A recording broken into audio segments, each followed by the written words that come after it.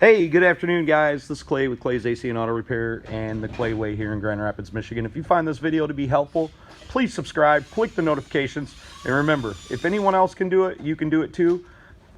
So what we're going to do today is we're going to change the wheel bearing on the front passenger side of this 2010 Dodge Journey. This is pretty simple, direct, easy change. These are pretty common wheel bearings. I'm absolutely certain this is something that you can do at your home. We're going to talk to you about the trials and tribulations. So watch the whole video.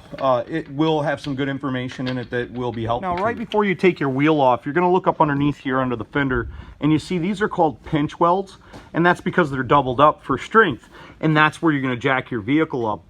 If you jack your vehicle up in your driveway, make sure you use a jack stand just for safety. So the normal size is 19 millimeters, but if you're actually missing the socket, this actually turns out to be an 18. Sometimes when they're stripped off really bad, we have to hammer a socket, and then you can barely get the socket off because this is the way manufacturers are making lug nuts nowadays. They put these covers on here for appearance, but the covers are just really made of absolute garbage. I don't think we're going to have to do it in this situation, but you can take a 12-point half-inch drive socket, bang it on there metric or standard, and that'll allow you to remove the lug nut easily when the edges are stripped off. Make sure you replace it with new lug nuts. You don't want to have this trouble on the side of the road. Hopefully you're in your driveway, you got an extra car, you can go get stuff, blah blah blah, but you don't want to have any trouble on the side of the road. So I highly recommend you replace your lug nuts if they're like this. So now we remove two 13 millimeter bolts that hold on the caliper, and then Jeff's going to go ahead and pull that bolt out of there. And then he's going to remove the caliper. And so in some situations, you may have to take a screwdriver and pry up on the bracket to remove the caliper. Remove that. And then we're going to remove the crappy brake pads and replace them during the process. And we're going to remove the two 22 millimeter bolts that hold 21 millimeter bolts that hold the caliper on. Then we remove the caliper mounting bracket.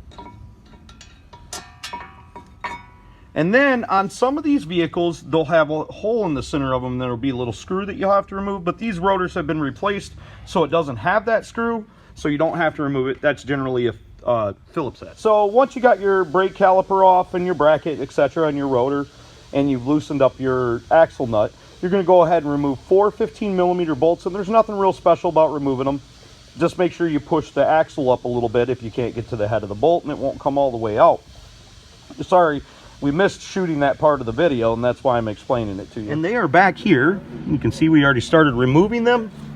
Probably got most of them out by now, except for the one that we have to actually heat up with the torch to get out because we're in rustification state. So we're going to heat this housing up right here, and then that'll allow us to remove that bolt easily. I'm going to push the axle out, make sure it comes out. Looks like somebody's already replaced this wheel bearing with the junkyard wheel bearing, instead of buying a $60 brand new one. Now that we've got all the four bolts releasing it, we're going to take the BFH, that stands for Big Freaking Hammer. I know what you were thinking, naughty minds. And we're going to hit the snot out of this thing, maybe turn it a little bit to get her broke free. Make sure your axle is moving back and forth inside there. And Jeff's going to give her a couple of hard whacks. At least that's what she said. And he's hitting it like a man. And it's still not coming out. But there it goes. She's cracking free. That's because he hit it like a man. So now we're going to take that thing out of there. We're going to clean up the inside of the circle there so we don't have any crap inside there when we slide our new wheel bearing in. It goes in real easy. Now we're going to go ahead and clean the inside of that out of there. And just so it fits in there smoother, and then reassemble it. Super simple. We'll go give you the torque specs here. The torque specifications for the center wheel nut is 118 pounds.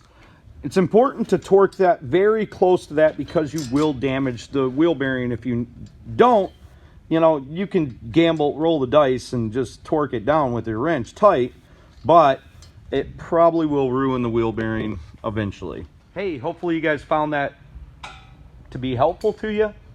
Remember, if anybody else can do it, I promise you, you can do it too. It's only a matter if you want to. You can't break what's already broken, and it's always best to figure out why something went wrong, because that helps you to make sure you don't do the same thing again. This is Clay with Clay's AC and Auto Repair. Please subscribe. Click the notifications box. God bless. Have a great day.